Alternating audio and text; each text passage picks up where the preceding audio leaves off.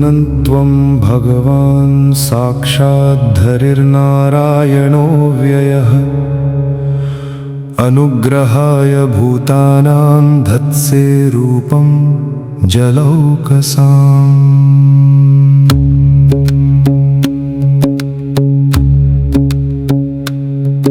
नमस्ते पुरुषश्रेष्ठ स्थित्युत्पत्त्यप्ययेश्वर भक्तानां नः प्रपन्नानां मुख्यो ह्यात्मगतिर्विभो। सर्वे लीलावतारास्ते भूतानां भूतिहेतवः ज्ञातुमिच्छाम्यदो रूपं यदर्थं भवता धृतम्। नक्तेरविन्दाक्षपदोपसर्पणम् मृषा भावेत् सर्व सुहृत्प्रियात्मनः यथेतरेषां पृथगात्मनां सता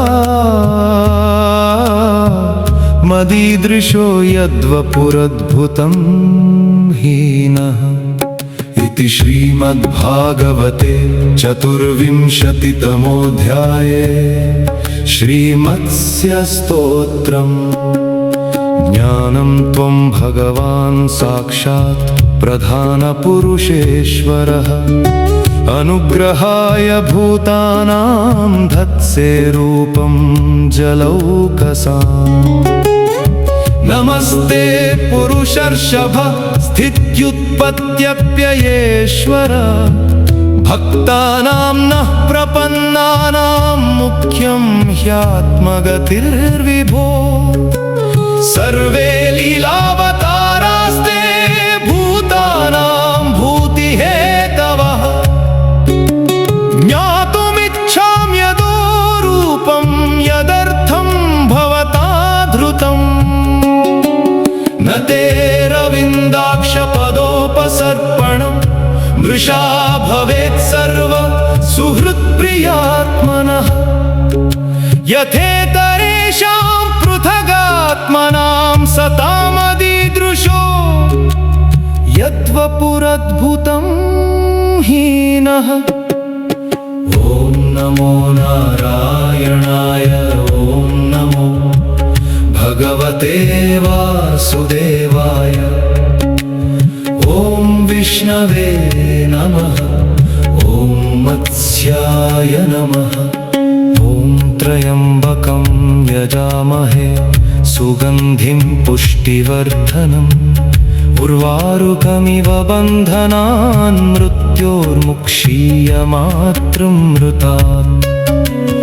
ॐ त्र्यम्बकं यजामहे सुगन्धिं पुष्टिवर्धनम् उर्वारुकमिव बन्धनान् मृत्योर्मुक्षीयमातृमृतात्। ॐ मत्स्याय नमः ॐ विष्णवे नमः ॐ नमो भगवते वासुदेवाय ॐ नमो नारायणाय ॐ नमो नारायणाय ॐ नमो भगवते वासुदेवाय ॐ विष्णवे नमः ॐ मत्स्याय नमः। ॐ त्र्यम्बकं यजामहे सुगन्धिं पुष्टिवर्धनम् उर्वारुकमिव बन्धनान् मृत्योर्मुक्षीयमातृमृतात्। ॐ त्र्यम्बकं यजामहे सुगन्धिं पुष्टिवर्धनम् उर्वारुकमिव बन्धनान् मृत्योर्मुक्षीयमातृमृतात्। ॐ मत्स्याय नमः ॐ विष्णवे नमः ॐ नमो भगवते वासुदेवाय ॐ नमो नारायणाय ॐ नमो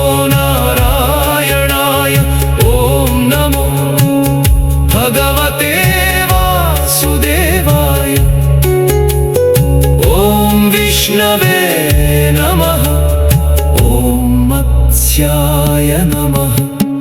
ॐ त्र्यम्बकं यजामहे सुगन्धिं पुष्टिवर्धनम् उर्वारुकमिव बन्धनान् मृत्योर्मुक्षीयमातृमृतात्।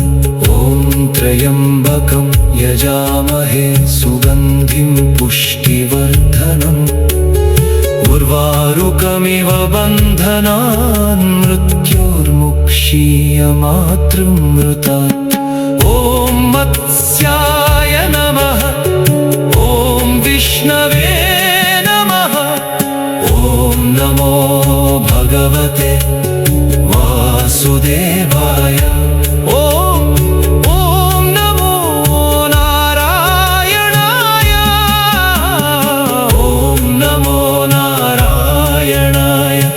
ॐ नमो भगवते वासुदेवाय। ॐ विष्णवे नमः। ॐ मत्स्याय नमः।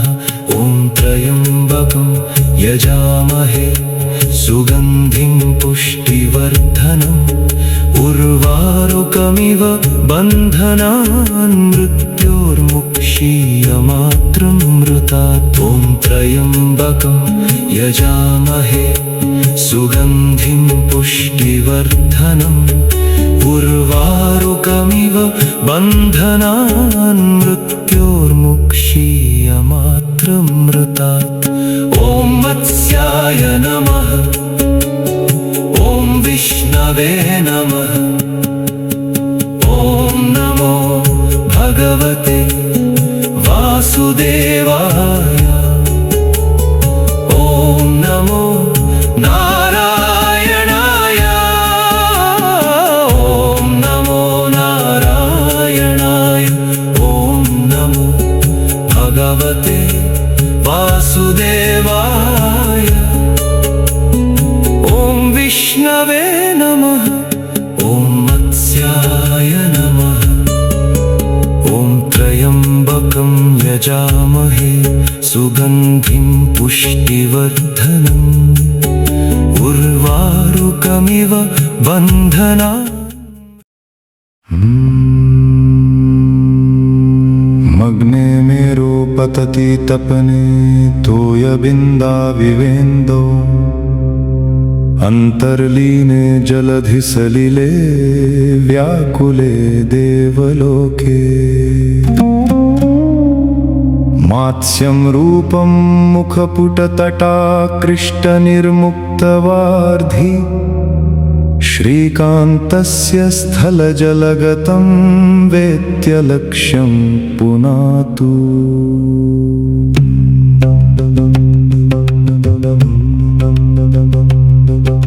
वियत्पुच्छातुच्छोच्छलितजलगर्भं निधिर्पाम् अपान्नाथः पाथः पृथुललवदुस्थो वियदभूत्।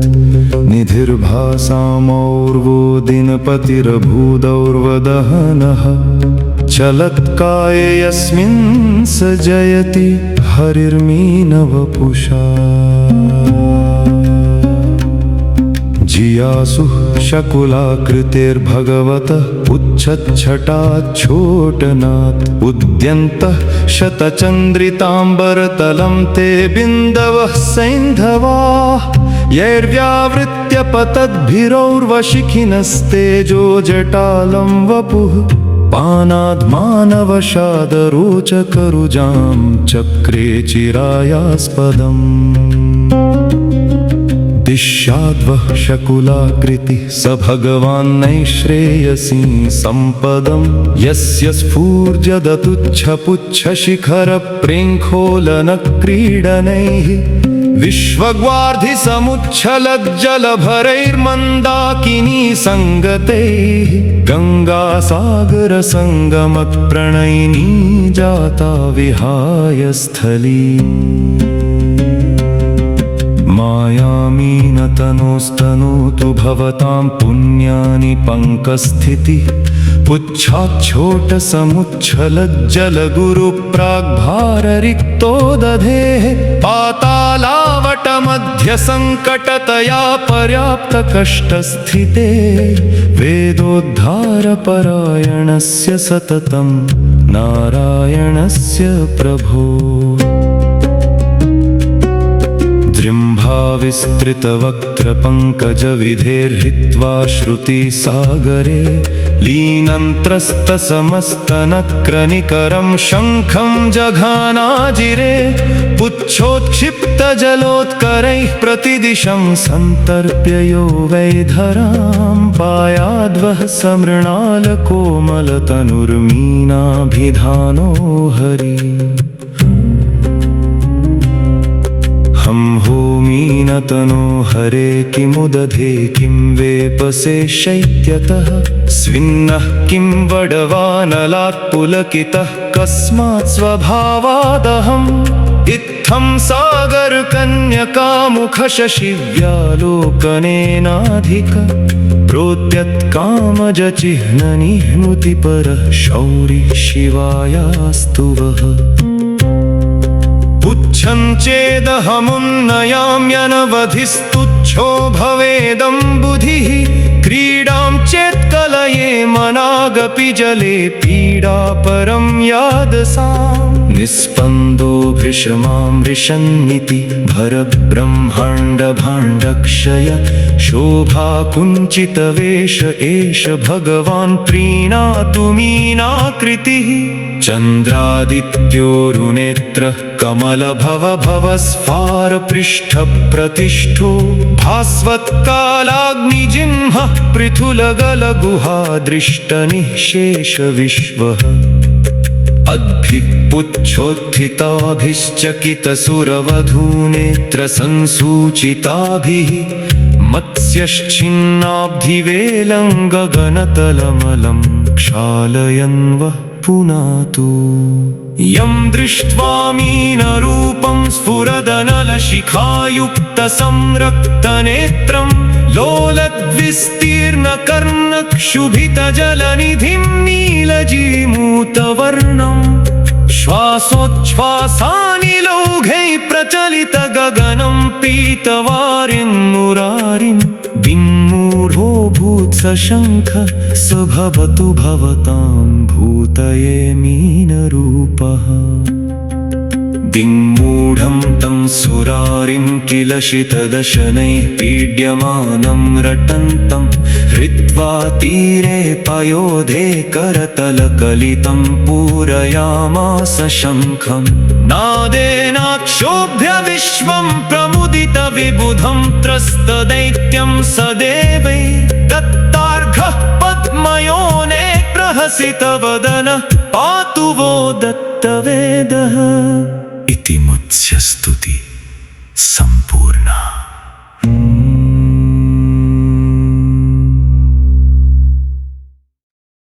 ॐ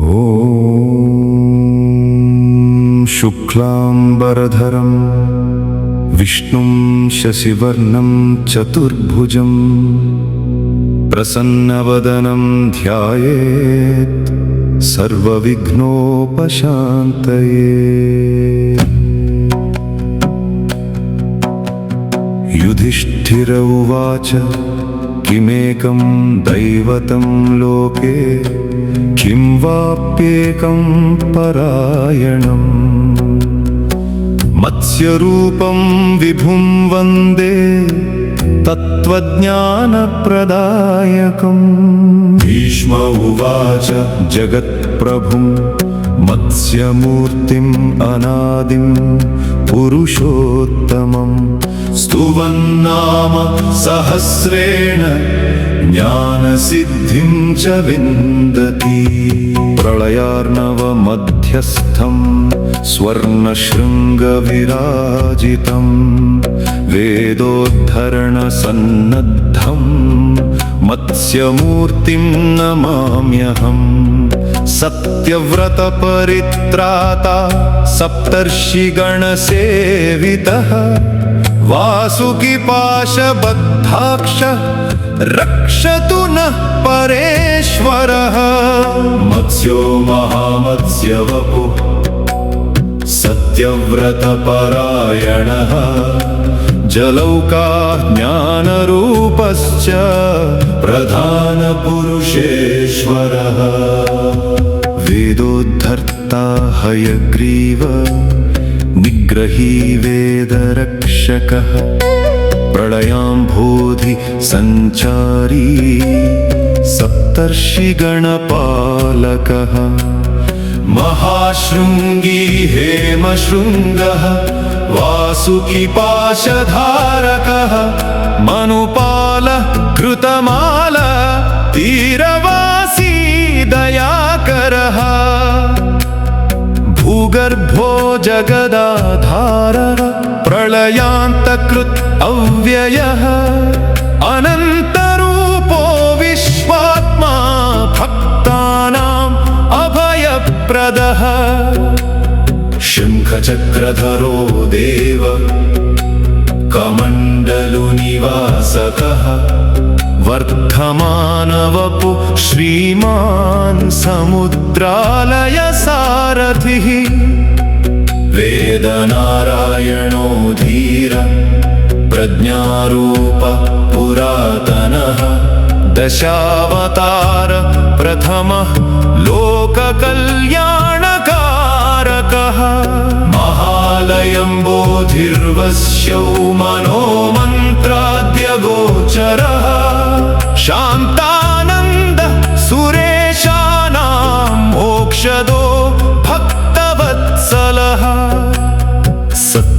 सत्ययुगावतारो ध्येय पृथुशृङ्गः प्रतापवान् मन्त्रार्थविकृतक्षेम पुण्यश्लोको जगत्पतिः मत्स्यावतार श्रीमान् व्याप्तो वायुरधोक्षजः क्षीराम्बुधिशयो देव सत्यसङ्कल्प इषुमान् सर्ववेदोमयशास्त्रो महाप्रश्नविभञ्जनः सिद्धार्थ सिद्धिमन्त्रश्च सुखद सत्यविक्रमः हिरण्यनाभ सुतपा प्रजापतिर्निरञ्जनः प्राणप्रदः प्राणरूपः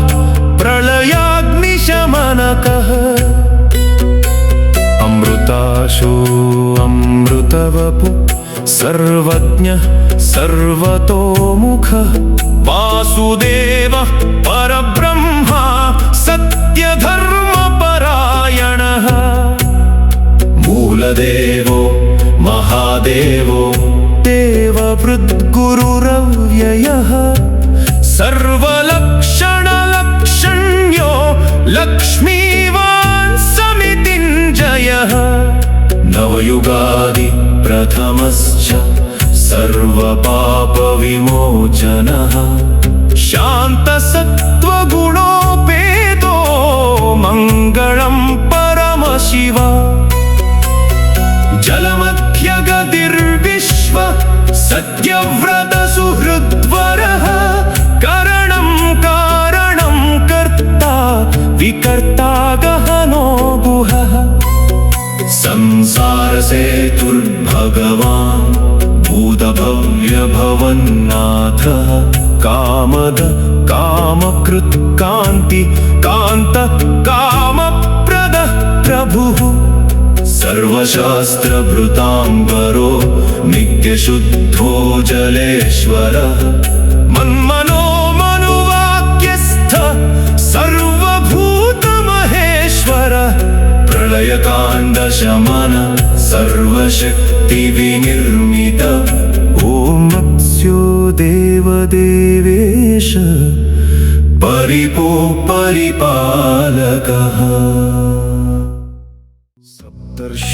सप्तर्षिगणसंरक्षी सत्यव्रतपरायणः नौकासारथिरक्षोभ्य प्रलयार्णवसञ्चरः हेमशृङ्गधरो देवो वासुकीपाशयन्त्रितः वेदोद्धरणसंसिद्धः सत्यधर्मप्रतिष्ठितः हयग्रीवनिहन्ता च ज्ञानविज्ञानदायकः महाप्रलयमध्यस्थः सर्वभूतभृदव्ययः मनुरक्षः कृतमाला तीरवासी दयाकरः मन्त्रार्थविद्विधिज्ञश्च जगत्संरक्षणोद्यतः प्रलयार्कसमप्रख्य सर्ववेदमयः प्रभुः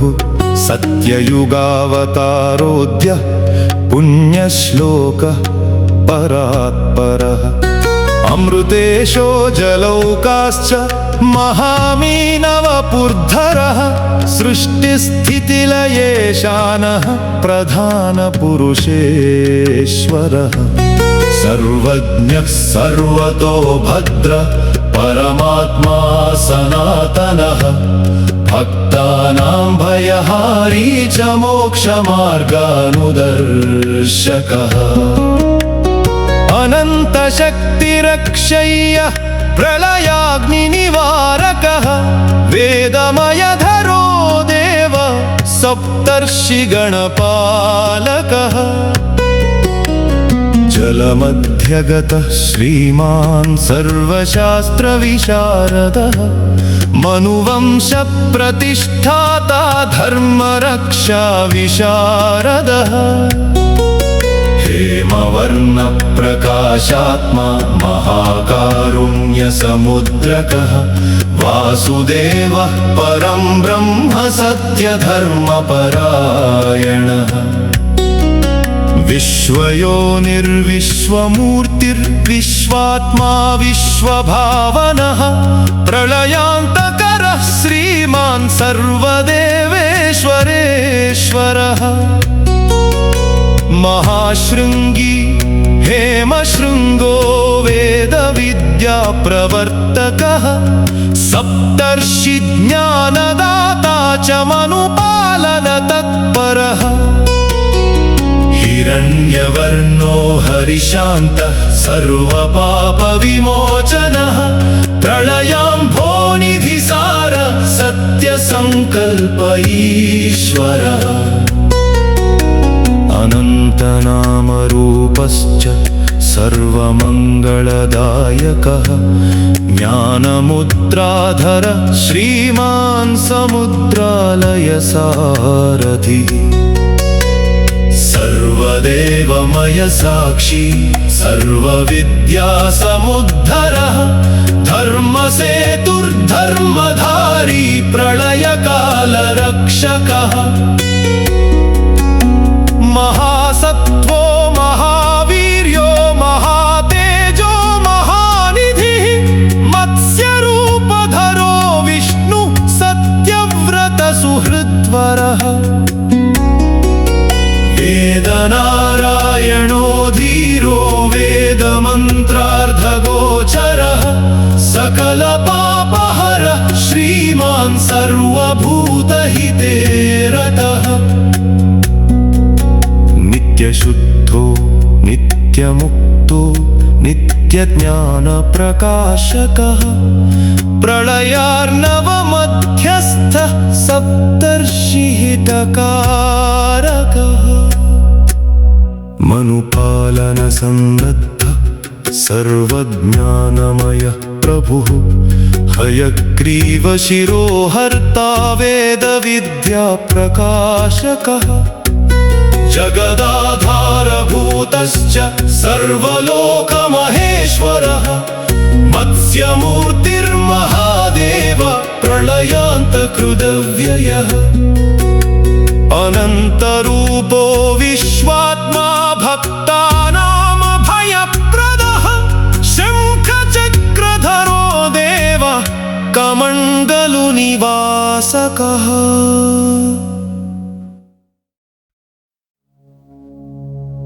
श्रुतिशृङ्गी वेदवेद्यः सत्यव्रतसुरक्षकः नौकापाशधरो देव प्रलयाम्भोनिधिस्थितः हयग्रीवशिरोहन्ता वेदविद्याप्रवर्तकः ज्ञानमुद्राधरः श्रीमान् सृष्टिचक्रनियामकः बीजराशिपरित्राता सर्वप्राणिहिते रतः कृतमालातीरवासी मनुपुत्रप्रवर्धनः कमण्डलुनिवासज्ञः शफरीरूपधारकः अनन्तरूपो विश्वज्ञः सर्वशक्तिसमन्वितः समुद्रजलसञ्चारी प्रलयार्कसमद्युतिः सत्यधर्मप्रतिष्ठाता युगधर्मानुपालकः सप्तर्षिवचनस्थायी वासुकीपाशयन्त्रितः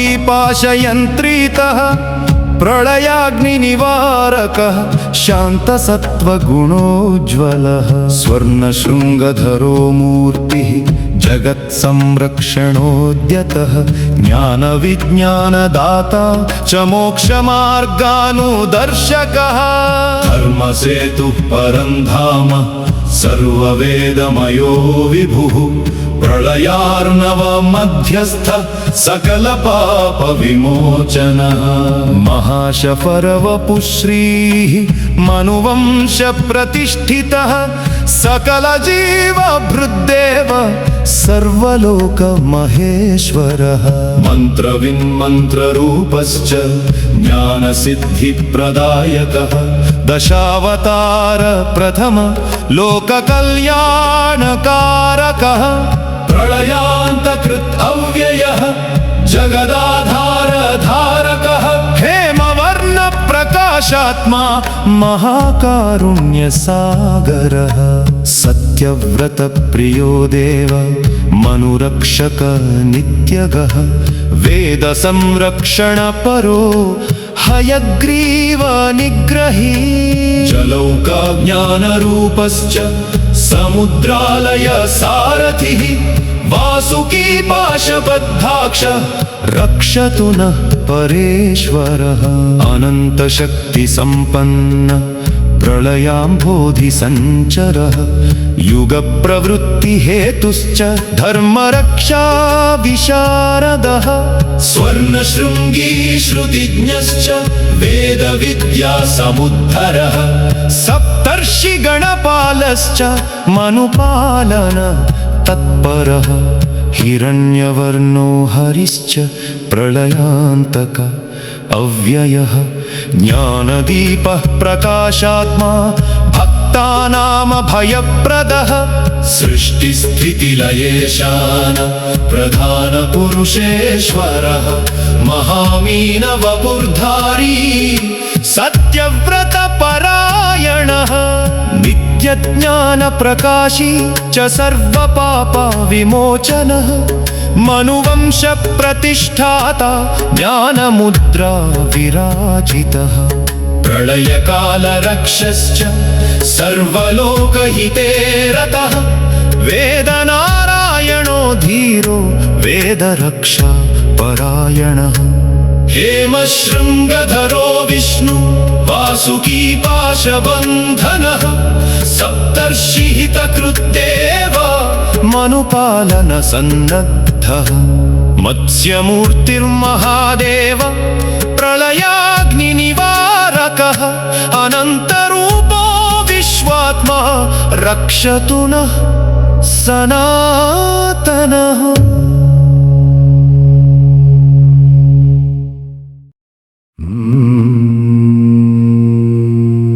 हेमशृङ्गी जयाध्यक्ष सप्तर्षिगणसेवितः नौकासारथिरप्रेम्य प्रलयार्णवसञ्चरः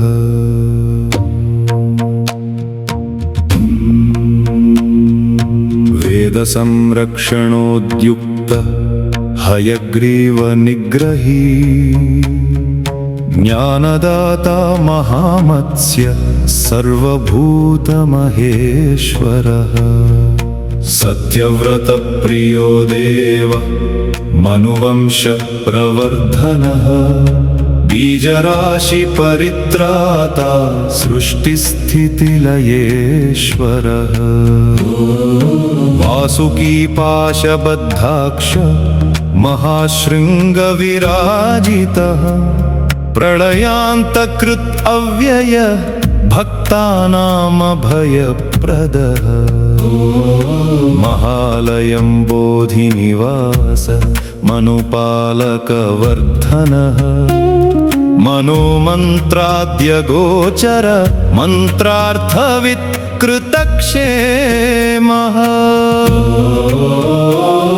दशावतार प्रथम लोककल्याणकारकः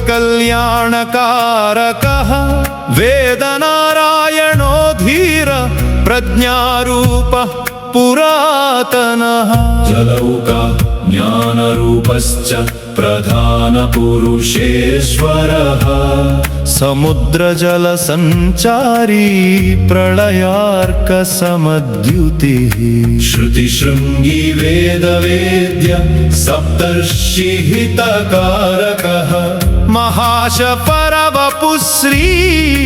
सर्वविद्या समुद्धरः हेमवर्णप्रकाशात्मा महाकारुण्यसागरः नित्यज्ञानप्रकाशी च सर्वपापविमोचनः बीजसङ्ग्रहकृद्देव मनुपालन तत्परः युगधर्मानुपालक प्रलयकाण्डशमनः शङ्खचक्रधरो देव कमण्डलु निवासकः अनन्तशक्तिसम्पन्नः सर्वदेवेश्वरेश्वरः सत्ययुगावतारोऽद्य पुण्यश्लोकः परात्परः जगदाधारभूतश्च सर्वलोकहिते रतः वेदरक्षापरो विष्णुः हयग्रीवशिरोहरः ज्ञानमुद्राधर श्रीमान् सृष्टिचक्रनियामकः मत्स्यपुराण संवेद्य सप्तर्षि ज्ञानदायकः समुद्रालय सारथिः सत्यव्रत सुहृद्वरः अनन्तरूपो विश्वात्मा नित्यमुक्तो निरञ्जनः प्रलयाग्निनिवारक शान्तसत्त्वगुणोज्ज्वलः स्वर्णशृङ्गधरो मूर्ति मनुपालकवर्धनः वेदमयधरो देव सप्तर्षिगणपालकः मनुपुत्र प्रवर्धन सकलजीवभृद्देवः प्रलयाम्भोधि सञ्चारी सत्यसङ्कल्प ईश्वरः दशावतार मूलात्मा लोकपालन दीक्षितः वेदोद्धरण संसिद्ध प्रधान पुरुषेश्वरः वासुकी पाशबद्धाक्ष महाशृङ्गी महानिधिः प्रलयार्णवमध्यस्थ सर्वभूतभृतव्ययः ज्ञानविज्ञानदाता च मोक्षमार्गानुदर्शकः मनुवंश प्रतिष्ठाता धर्मरक्षा विशारदः महासत्त्वो महावीर्यो महातेजो महामतिः मत्स्यरूपधरो विष्णु सत्यव्रत परायणः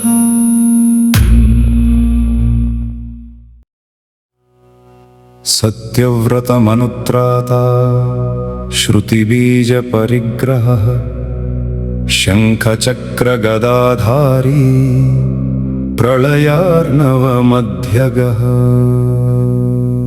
महाशृङ्गी हेमवर्ण सप्तर्षिगणपालकः वासुकी पाशबद्धाक्ष सर्वलोकमहेश्वरः हयग्रीवशिरोहर्ता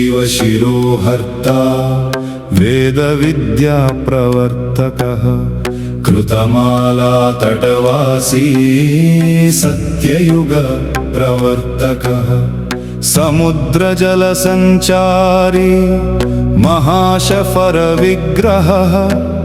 ज्ञानमुद्राधर श्रीमान् सर्वदेव नमस्कृतः प्रलयान्तकृत् अव्यय जगदाधारधारकः मनुवंशप्रतिष्ठाता धर्मसेतुपरात्परः वेदोद्धर्ता वेदवेद्य वेदमन्त्रार्धगोचरः सकलजीवपरित्राता सृष्टिस्थितिलयेश्वरः कमण्डलुनिवासज्ञः वर्धमानवपुः प्रभुः सत्ययुगावतारोऽद्यः पुण्यश्लोकः दयाकरः नौकासारथिरक्षोभ्यः प्रलयाग्निनिवारकः सप्तर्षिज्ञानदाता च भक्तानामभयप्रदः श्रुतिबीजपरित्राता समुद्रालयसारथिः अनन्तशक्तिसम्पन्नः सर्वदेवेश्वरेश्वरः मत्स्यमूर्तिर्महादेव प्रलयार्कसमद्युतिः नित्यज्ञानप्रकाशी च सकलपापविमोचनः हेमशृङ्गधरो विष्णु वासुकी पाशयन्त्रितः सप्तर्षिवचनस्थायी मनुपुत्रप्रवर्धनः प्रलयार्णवमध्यस्थ सर्वभूतभृदव्ययः ज्ञानविज्ञानदाता च मोक्षमार्गानुदर्शकः वेदनारायणो धीर प्रज्ञारूप पुरातनः दशावतार प्रथम लोककल्याणकारकः जलौकाज्ञानरूपश्च प्रधानपुरुषेश्वरः सत्यधर्मप्रतिष्ठाता युगधर्मानुपालकः हयग्रीवनिहन्ता च वेदरक्षापरायणः ज्ञानमुद्राविराजित सृष्टिचक्रनियामकः बीजराशिपरित्राता सर्वप्राणिहिते रतः कृतमालातीरवासी मनुवंशप्रतिष्ठितः कमण्डलुनिवासज्ञः शफरीरूपधारकः अनन्तरूपो विश्वज्ञः सर्वशक्तिसमन्वितः समुद्रजलसञ्चारी प्रलयार्क समद्युतिः सत्यधर्मप्रतिष्ठाता युगप्रवृत्तिहेतुकृत् सप्तर्षिगणसंरक्षी वासुकी पाशबन्धनः प्रलयान्तकृदव्ययः जगदाधारधारकः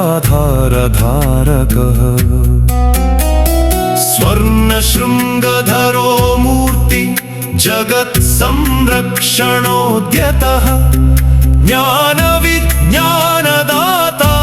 च मोक्षमार्गानुदर्शकः धर्मसेतु परन्धाम सर्ववेदमयो विभुः प्रलयार्णवमध्यस्थ सकलपापविमोचनः महाशफरमपुश्री मनुवंशप्रतिष्ठितः सकलजीवभृद्देव सर्वलोकमहेश्वरः मन्त्रविमन्त्ररूपश्च ज्ञानसिद्धि